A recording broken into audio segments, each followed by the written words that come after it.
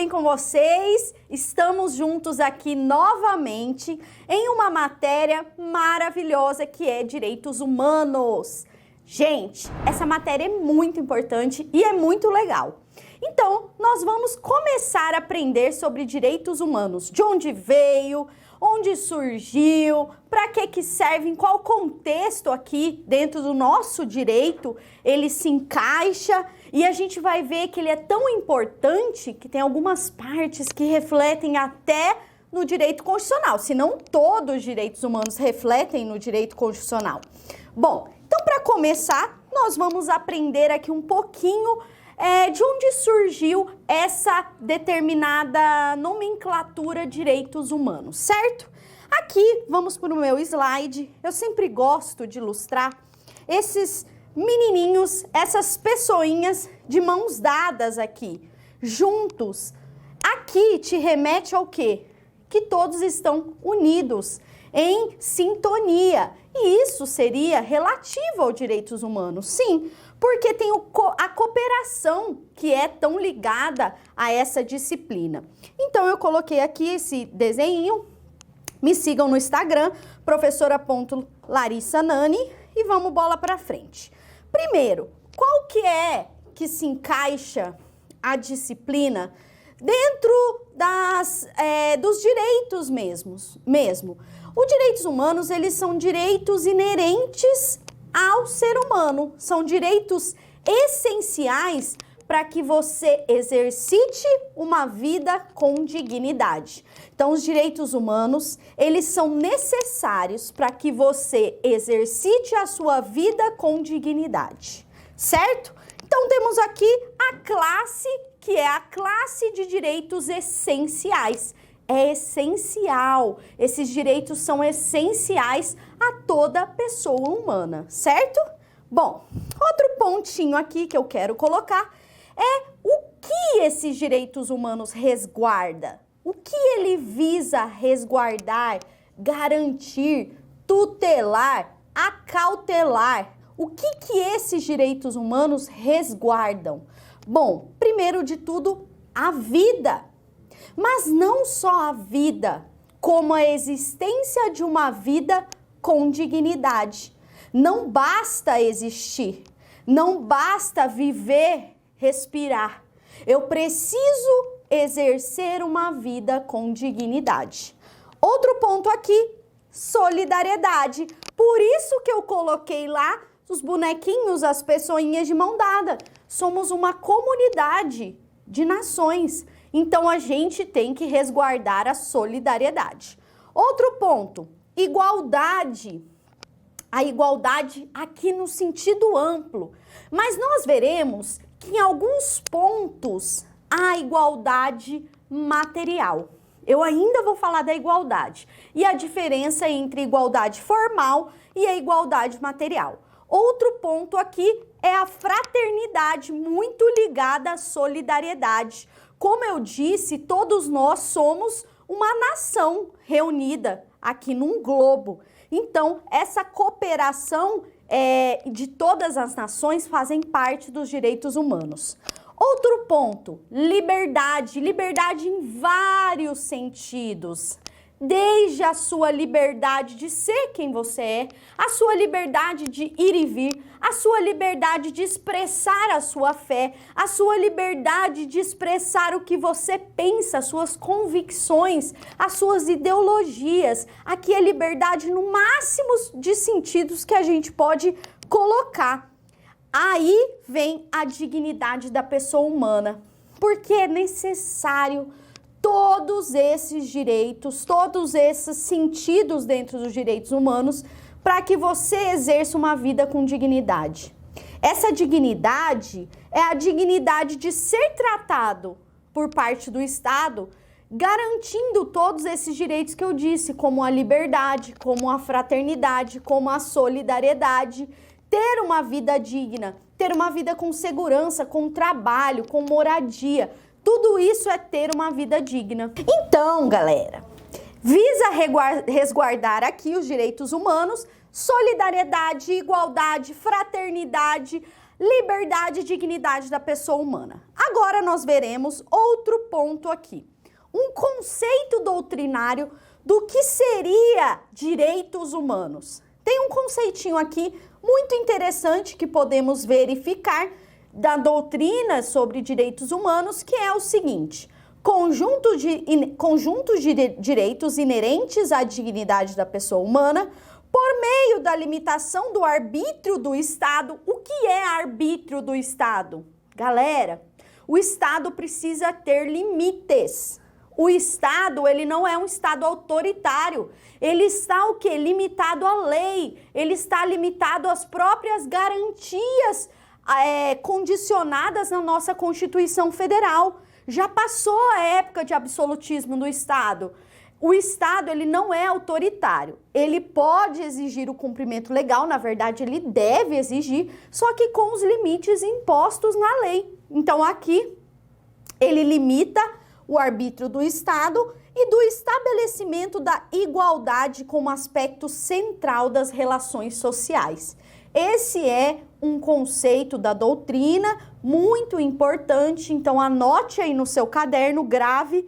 Isso aqui está no nosso e-book. Tudo que eu estou falando aqui está mais completo até do que eu estou falando aqui lá no nosso e-book. Você precisa ler. A leitura é importante, tá? Leia os pontos lá colocados, façam os exercícios para que esse conhecimento aqui que você está adquirindo nas aulas, você consegue consolidar lá com a sua leitura. Então, o material que está aqui no slide está lá no seu e-book também. Bom, bola para frente aqui. Quero dizer das características dos direitos humanos. Nós já vimos as características dos direitos fundamentais, é bem parecido aqui. Então, quais são as características dos direitos humanos? Primeiro, indivisibilidade. Os direitos humanos, eles devem ser encarados como um todo. E esse todo, ele pode ser até balanceado na aplicação de um direito, mas não mitigado. Ele não pode ser o quê? Sem uma previsão legal, ser mitigado por parte do aplicador. Por exemplo, o direito à vida é um direito nosso, um direito de uso, gozo, um direito pleno. Só que a vida, ela pode sofrer limitação, mas quando a própria lei prevê, e a lei prevê isso? Sim, a lei tem uma previsão lá na Constituição Federal que é possível a pena de morte em caso de guerra declarada. Então, é uma mitigação, uma diminuição desse direito, mas com previsão legal. Não é a Deus dará assim, não. Tem que ter uma previsão legal. Outro ponto aqui, historicidade. A historicidade significa que os direitos humanos, eles não são adquiridos de um dia para o outro. Ele vem de um longo processo de aquisição. Vem de muita luta, vem de muita reivindicação para que esses direitos cheguem no ponto de ser até positivados. O que são positivados? É escrito, colocado ali dentro da lei mesmo. Universalidade. Todos os seres humanos são abrangidos pelos direitos humanos. Basta você nascer na face da Terra que você já é o quê? Digno de ter direitos humanos. Então, é a todos aplicáveis. Por que eu digo assim, a todos? Porque em algumas características aqui, a gente vai aplicar os direitos humanos em todo mundo mesmo. Quem está respondendo o processo, quem está preso, quem está livre, a vítima, o réu, todo mundo ele é portador de direitos humanos. Por quê? Porque dentre os direitos humanos tem, por exemplo, o devido processo legal. Durante um processo vai se comprovar que você é culpado ou não. E essa é uma aplicação dos direitos humanos. Por exemplo, o Estado pode vir e pegar sua propriedade sem nenhuma manifestação sua? Não, e ele responde quando ele excede. Então, o excesso do Estado, ele é responsabilizado e isso é uma característica, uma barreira trazida pelos direitos humanos. Outro ponto, essencialidade. Aqui é essencial a minha dignidade da pessoa humana, a minha característica de ser humano, o que é a aplicação desses direitos humanos. Para que eu exista, eu tenho que ter a aplicação desses direitos humanos. Eu nasci, já é essencial, já está impregnado em mim essa característica de humano. Então, eu tenho a aplicação desses direitos humanos. Além de tudo, eles são necessários e essenciais. Eu não posso abrir mão dos meus direitos humanos. Por quê? Porque ele é essencial à minha existência de vida digna. Então, ele tem essa aplicação necessária. Irrenunciável. Se eu tenho a aplicação necessária e eu não posso abrir mão, então eu não posso renunciar. Esses direitos são irrenunciáveis, mesmo que não exercidos em algum ponto da minha vida. Por exemplo, a liberdade de expressão é um direito fundamental e é um direito humano. E aí o que acontece? Eu posso fazer voto de silêncio. Eu não estou exercendo a minha liberdade de expressão, mas eu não perco esse direito, eu não renuncio e eu não estou abrindo mão do direito de me expressar quando eu quiser. Naquele ponto da minha vida eu não estou me expressando. Por minha escolha, porque eu quero. E aí eu chego no ponto da imprescritibilidade, que eu vou colocar ali no finalzinho. Mesmo que eu não esteja exercendo um direito a determinado ponto da minha vida, por exemplo, o direito de propriedade também é um direito fundamental e um direito dentro dos direitos humanos. O que acontece? Eu não estou exercendo esse direito de propriedade. Eu perco esse direito? Não. Pode passar o lapso temporal que for, pode passar o tempo que for, 30 anos sem adquirir nenhuma propriedade. No momento que eu quiser adquirir e eu puder adquirir, vou poder adquirir, porque eu não perco aquele direito essencial, que seja a propriedade. Propriedade é um direito essencial para a dignidade da pessoa humana. Ter a sua propriedade, de fato, é essencial para a sua dignidade. Então, ele não é prescritível, ele é imprescritível. Inalienabilidade significa que eu não posso vender. Inalienável é o que não se vende. Então, eu não posso lá acordar e colocar a minha dignidade da pessoa humana lá no OLX. Embora, às vezes, a gente faça algumas coisas que a dignidade fica um pouco mitigada. Mas eu não perco a minha dignidade da pessoa humana. Eu tenho a minha dignidade e eu não posso vender no OLX. Outro ponto, inexauribilidade. Ele não some, galera, ele não evapora. Ele não acordei aqui hoje com direito à vida, um direito à propriedade, estava meio seco o tempo, ele evaporou. Não é água, ele não evapora. Então, ele não acontece o quê? Ele não some com o tempo. E outra, eles se cumulam. Por exemplo, meu direito à vida pode acumular com direito à propriedade, com direito à dignidade, com direito à liberdade. Eles são acumuláveis. Eu não pego um, adquiro um e perco o outro. Eles são acumuláveis, certo? Bom, qual que é a essência, então, dos direitos humanos? A essência em si dos direitos humanos é prover o quê? Prover aos seres humanos mecanismos para que seja, de fato, proporcionada a dignidade da pessoa humana. Então, não basta colocar no papel que a pessoa humana, que eu digo pessoa humana, qualquer pessoa nascida aqui no mundo, a pessoa humana, ela é o quê? Ela é portadora desses direitos humanos. Não basta estar escrito isso. Eu preciso ter meios, mecanismos, sejam processuais, sejam de obrigação por parte do Estado, para que de fato seja alcançada a dignidade da pessoa humana. Porque, como eu disse, não basta ter direito à vida. Esse direito à vida, ele engloba a vida digna.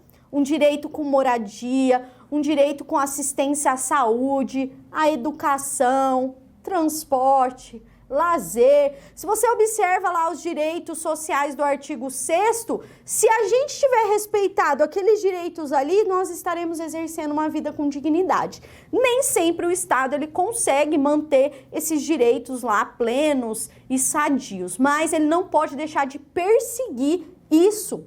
A sociedade não pode deixar de cobrar o Estado para que ele persiga, porque é este o papel do Estado. Garantir que as pessoas, de fato, consigam exercer uma vida com dignidade. Então, essa é a essência dos direitos humanos, prover esses meios, esses mecanismos, esses instrumentos capazes de defender a dignidade da pessoa humana. Outro ponto aqui. Mas o que é dignidade? Eu estou falando aqui 1000 horas de dignidade e às vezes você não conseguiu compreender o que é dignidade. Dignidade é ser tratado por parte do Estado de forma igual, de forma humanitária, de forma isonômica. O Estado ele não pode ter qualquer tipo de traço de discriminação negativa, porque um ser humano não tem condição de arcar ali com alguma custa, por exemplo, uma custa de saúde. Aí que entra a isonomia, gente. Porque ser tratado de maneira igual nem é sempre ser tratado de maneira igual um ao outro. Por exemplo, professora, eu estou enlouquecendo aqui. Calma, criança, calma. Olha só, uma pessoa tem condição de pagar um plano de saúde. Outra pessoa não tem condição de pagar um plano de saúde. O que acontece? Eles estão aqui iguais, o Estado não está fazendo nada. Então, eles estão sendo tratados de forma igual. O Estado não faz nada para os dois. Não está fazendo nada para os dois. Só que está justa essa situação? Está isonômica? Não, não está. Por quê? Porque um consegue pagar um plano de saúde e o outro não consegue. Então, em algumas situações, o Estado vai ter que desigualar, ou seja, vai ter que proporcionar alguma coisa a alguém que não tenha a condição que a outra pessoa tenha. Isso é tratar de maneira justa e isonômica. Essa é a igualdade material, que a gente vai ver e calma aí. O que entra na dignidade aí? A dignidade é isso. Para que eu exerça uma vida equânime, isonômica, em condição com a sociedade como um todo, para eu ser tratado pelo Estado de maneira digna, ele vai precisar fazer alguma coisa para isso. Ele não pode se abster de cumprir o que ele nasceu para isso, né? O Estado nasceu para isso. Ele tem supremacia para isso, ele administra os bens da sociedade para isso. Então, ele tem que ter a plena aplicação do quê? Das condições ali para o ser humano viver uma vida digna, tá? Então é isso. Segundo a doutrina aqui, um conceitinho, assegurar a dignidade de um ser humano é respeitá-lo e tratá-lo de forma igualitária. Lembra, nem sempre eu vou tratar todo mundo igual, porque se eu tratar às vezes todo mundo igual, eu não estou sendo igualitário, desigualando mais ainda. Então, em alguns pontos a gente vai ver que o Estado não vai tratar de forma igual pela própria aplicação da justiça e da isonomia. Tá, segura aí. Independente de quaisquer condições sociais, culturais ou econômicas. Gente, você pode ser corintiano. O Estado não pode virar as costas para você, porque você é corintiano. Até o corintiano, ele tem o quê? A plena aplicação dos direitos humanos. A gente tem que tratar ele de forma igualitária, justa, né? Para que seja, de fato, lá, preservado a sua condição de ser humano. Terminologias. Galera, o que é terminologia? São termos que a gente chama, são nomes que a gente chama. Um cachorro, ele pode ser chamado de cachorro, animal, ele pode ter um nome, então são como você chama. Aqui, dentro dessa disciplina, a gente tem uma divisão. Alguns doutrinadores falam que direito do homem, direitos humanos e direitos fundamentais trata tudo da mesma coisa. Só que há diferenciações dentro da doutrina. Então, eu vou trazer essas diferenças, porque banca gosta da diferença. Banca não gosta quando cai tudo igual, não, porque é fácil. Aí ela vai cobrar esses pontos que são diferentes. Direito do homem. Primeiro, é bom, né? Direito do homem é uma terminologia justnaturalista. Essa terminologia, ela significa que aquele direito do homem é inerente a ele. Nasceu, ele tem direito do homem, ou seja, o direito de respirar, o direito de existir, o direito de ir e vir, são direitos do homem, são essenciais, inerentes àquela condição humana. Não precisa estar escrito em nenhum lugar. Precisa estar escrito em algum lugar que você tem direito à vida? Não, não precisa. Está escrito? Sim. Esse ponto que eu vou chegar. Alguns direitos do homem estão positivados, estão escritos dentro do ordenamento jurídico, seja em âmbito internacional ou extraterrestre, ou seja em âmbito interno, doméstico. Então, o que acontece? Direitos do homem, eles são essenciais e não precisam estar escritos em lugar nenhum. Ele é vinculado, como dizem os justnaturalistas, à vontade divina. Sim, porque tem alguns traços ainda do teocentrismo aqui dentro. Só que o que acontece? Aqui entra posteriormente os direitos humanos e os direitos fundamentais. Os direitos humanos, eles são o quê? Eles são inseridos em uma ordem internacional.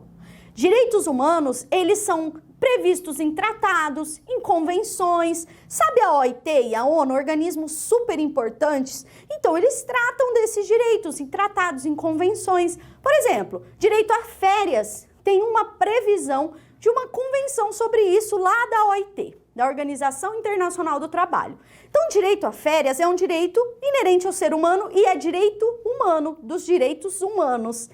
Só que essas férias também estão previstas na Constituição Federal. Então, quando ele está previsto também na ordem interna, eles tratam de direitos fundamentais. Gente, tudo é direito inerente ao ser humano. Tudo trata dos mesmos direitos fundamentais. Apenas quando eles estão inseridos dentro da ordem aqui no Brasil, da lei feita aqui dentro do Brasil, a gente usa a nomenclatura de direitos fundamentais. E quando ele está inserido também na ordem interna, externa ou apenas na ordem externa, trata-se de direitos humanos. É tudo questão de nome que você dá à coisa. Só que às vezes a coisa, o cachorro possui 2 nomes. Então o que acontece? Tudo é direito ao trabalho digno, mas ele está positivado, ele está inserido na ordem interna e na ordem internacional. Então eu tenho o mesmo direito inserido nos 2 âmbitos. Então ele vai ser tanto um direito fundamental quanto um direito dos direitos humanos, certo? Bom, espero que vocês tenham entendido. Por quê? Porque a banca costuma cobrar isso. Então, falou em ordem internacional, puxa uma setinha, direitos humanos. Falou em ordem interna, puxa uma setinha, direitos fundamentais. Para você não confundir, importante exercitar isso para ver como que cai na sua prova, certo? Bora aqui para frente. Declaração Universal dos Direitos Humanos. É tão bonita essa declaração que a gente podia fazer um papel de parede e colar no nosso quadro, no nosso quarto. Por quê? Porque ela prevê vários direitos essenciais à pessoa humana. E é bonito e não tem que estar só no papel. A gente tem que exigir para que esses direitos sejam, sim, de fato proporcionados. Nós merecemos isso como pessoas, tá? Então, eu coloquei aqui Declaração Universal dos Direitos Humanos. Pode ver que todas as figurinhas que eu coloco de direitos humanos sempre tem pessoas de mão dada, pessoas juntas, pessoas unidas, pessoas aglomeradas, pessoas cooperando. Por quê? Porque isso é a essência dos direitos humanos. É essa fraternidade e solidariedade. Por isso que eu estou sempre trazendo figurinhas assim nesse sentido, porque é a própria visão do que seriam os direitos humanos. Bom, o que é essa Declaração Universal de Direitos Humanos? Galera, ela nasceu lá em 1948, ela foi um importante documento que surgiu pós-guerra. Nós sofremos barbáries na guerra, como morte, miséria, perda de propriedade, várias coisas que na época se cometeu por causa da guerra. Então esse documento ele veio como se fosse um band-aid para colocar em cima da ferida. É lógico que tudo que se cometeu na guerra não conseguiu ser apaziguado com apenas uma declaração, mas foi a tentativa daqueles estados, né, lá reunidos para tentar o quê? Colocar um pouco de calmante lá na ferida tão aberta que foi a guerra. Então, a Declaração Universal dos Direitos Humanos, às vezes eu vou falar DUDH, tá?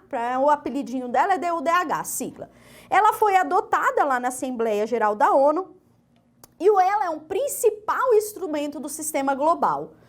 Gente, pelo amor de Deus, falou em DUDH, lembrem, por favor, que ela é o principal instrumento do sistema global. Coloquei aqui, vou grifar para vocês. Principal instrumento do sistema global. Ela é um instrumento muito importante. Então, fiquem atentos quando falar em sistema global, principal instrumento DUDH. E ela é a principal contribuição para a universalização da proteção do ser humano. Então, ela tem como o quê? Um instrumento de universalização da proteção do ser humano. Por quê? Porque ela traz para esses estados esse compromisso de proporcionar a dignidade da pessoa humana. E nela está inseridos vários direitos que nós veremos aqui. Bom, o que trata desse documento? Esse documento trata de múltiplos direitos. Ele trata de direitos de primeira e segunda dimensão, expressamente discorrem sobre esses direitos de primeira e segunda dimensão. Já os direitos de terceira dimensão, ele só faz uma menção, mas ele não desenvolve. Professora, eu não lembro que são direitos de primeira, segunda e terceira dimensão. Essa dimensão de direito, a gente vê essa divisão lá no direito constitucional, não vou aprofundar muito, mas eu vou fazer aqui uma revisãozinha. Liberdade, igualdade, fraternidade. Foi o quê? foi inspirado na bandeira da França, na época que fizeram a divisão desses direitos, que tem o lema Liberté, Égalité, Fraternité. Desculpa, meu francês é péssimo, mas eu tento. E aí o que acontece? Os direitos de liberdade são os direitos civis e políticos previstos lá nos direitos negativos por parte do Estado. O Estado não faz para que eu possa exercer. Um direito de ir e vir, por exemplo, é um direito de liberdade, é um direito civil. Eu tenho o meu direito de ir e vir. O Estado não faz nada, eu é que vou fazer. Os direitos de igualdade são os direitos sociais, econômicos e culturais. Dentre eles, o artigo 6º da Constituição é um excelente exemplo que trata de moradia, transporte, trabalho, saúde, educação, entre outros. E os direitos de fraternidade são os direitos que você exerce em coletividade. Um exemplo é o artigo 225 da Constituição. Por quê? Lá fala que você tem direito ao meio ambiente ecologicamente equilibrado. É isso que fala o artigo 225, para a sua geração e para as futuras gerações. É um direito que você exerce no âmbito global. Só que aqui, galera, esses direitos de primeira e segunda dimensão, os de liberdade e igualdade, eles foram plenamente tratados dentro da DUDH. Porém, os de terceira dimensão não. Há uma menção lá, só que ele não desenvolve. Eu vou falar rapidamente um contexto histórico que aconteceu. Havia uma divergência na época. E aí o que acontece? Os embates divergentes na época entre Estados Unidos e a Rússia veio por quê? Veio a deixar de colocar esses artigos, esses direitos de terceira dimensão. Mas eles concordaram em colocar os outros direitos. Então tem mais um contexto histórico aqui do que propriamente de direito, tá? Aí vamos falar desses direitos de liberdade. A primeira dimensão desses direitos tratam dos direitos civis e políticos. E eu vou falar aqui, eu tenho um quadrinho que faz essa divisão dentro do DUDH. O artigo 1º ao 21 vai tratar dessa primeira dimensão, o 22 ao 30 da segunda e na terceira dimensão a só menção no corpo da DUDH. Gente, a DUDH é curta, tem 5 folhas lá para você ler, são 30 artigos apenas. Leiam, leiam. Vou colocar anexo lá no material para quem quiser ler integral, riscar, imprimir. Leiam a DUDH, até o preâmbulo dela. Professor, o que é preâmbulo? Preâmbulo é uma carta de boas-vindas da DUDH. Ela fala para que veio, mas a gente já vai falar sobre isso. Primeiro eu quero falar da natureza jurídica, que muito causa confusão. Inclusive, eu trouxe uma posição da banca CESP, que de longe é a banca mais polêmica sobre o assunto, porque ela leva o aluno a criar uma coisa que não é, tá? Então vamos prestar atenção. Primeiro eu quero dizer o seguinte, a DUDH é uma declaração, é uma resolução.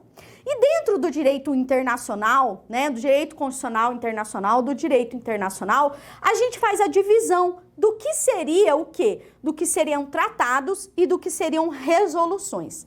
Tratado, gente, tem vínculo jurídico. Tratado, ela gera obrigação para o Estado que é signatário. Os tratados, eles são reconhecidos juridicamente como obrigatório. Já as resoluções, elas são meras recomendações. É como se aquele Estado se comprometesse a fazer alguma coisa, mas não tem penalidade para caso ele não cumpra. Tem apenas o quê? Uma norma diretiva, uma direção que ele deve seguir. É onde ele tem que mirar. Já que os tratados internacionais não, ele gera obrigações e eles têm normas cogentes. Normas cogentes são normas obrigatórias. Como, por exemplo, um tratado que a gente tem, que é tratado das pessoas com deficiência, inclusive tem status de direito lá de emenda constitucional, e a gente vai ver isso. Bom, e qual é a natureza jurídica da DUDH? Bom, embora ela tenha forma de resolução, porque a forma dela é de resolução, dentro da doutrina majoritária, fala que ela tem força vinculante. Embora ela seja uma resolução, então, em tese, essa resolução seria apenas recomendação, ela tem uma força que vincularia esses estados. Isso não é unânime na doutrina, tem 4 correntes sobre isso, só que a corrente mais importante aqui pra gente é que, embora ela seja resolução, ela tem uma forma vinculativa. Só que alguns afirmam que ela seria apenas uma mera carta de recomendação, por isso que a gente tem que tomar cuidado na hora de resolver a questão. Então, ela foi adotada sobre forma de resolução, mas ela geraria sim uma obrigação por parte do Estado. Só que essa DUDH não tem mecanismos para obrigar, ela não tem meios para que se obriguem. Então fica aí meio no limbo, né, galera? Vou trazer aqui um conceitinho doutrinário para vocês. Corrente majoritária. Apesar de não ser formalmente vinculativa, natureza de resolução, né? Porque ela possui a natureza de resolução. O entendimento atual no sentido de que a DUDH possui sim força jurídica, sendo materialmente obrigatória e sendo a fonte de interpretação de todo o direito internacional. Por que materialmente? Porque formalmente ela não é. Por que formalmente ela não é? Porque ela tem forma de resolução. E por que materialmente ela é? Porque ela tem matéria de direitos fundamentais. E esses direitos fundamentais são previstos na Constituição Federal. Professora, enlouqueci. É assim mesmo. Ela tem uma forma, um corpo de resolução. Mas ela seria obrigatória, até porque muitos das normas dela tá copia e cola na Constituição Federal. Então, ela é exigível dentro do Estado democrático brasileiro atualmente, certo? Bom, vamos exercitar. Coloquei um cachorrinho bem fofinho, como é o Direitos Humanos, né? Que é bem maravilhoso, gente, dá vontade de chorar quando eu vejo um cachorro fofo. E ele está fazendo exercício, que é isso que a gente precisa fazer para poder, o quê? Consolidar esse conhecimento. Vamos lá, questão CESP.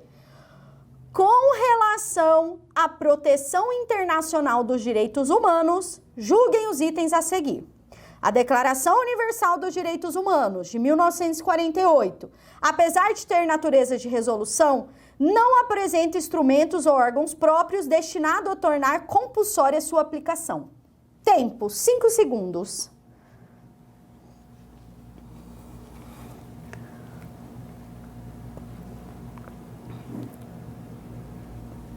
Gente, segundo a banca CESP, tá corretíssima. Ela tentou te confundir porque ela colocou certinho, ela tem a natureza de resolução. Para quem estuda muito, fala que resolução não tem obrigatoriedade, mas aí você lembra que a DUDH, ela gera sim uma obrigação vinculante por parte do Estado. E aí? Sim, gente, ela tem o corpo, a forma de resolução, ela tem matéria vinculativa, só que ela não tem mecanismos de tornar obrigatório por parte dos estados. Ela não tem órgão próprio que prevê isso. Isso é previsto dentro de outros contextos, de outras convenções e dentro até da Constituição Federal. Mas essa questão tá certinha, certo? Bom, eu destaquei aqui, não formalmente vinculada, ela é materialmente jurídica e vinculada, e a declaração tem um valor jurídico sendo obrigatório, servindo como fonte de interpretação de todo o direito internacional dos direitos humanos. Então, isso aqui eu destaquei lá no seu material também, esse comentáriozinho, porque é importante você saber a diferença entre forma e a força vinculativa dela. Uma coisa é ter a natureza jurídica de alguma coisa, outra coisa é como ela reverbera nesse mundo jurídico, certo?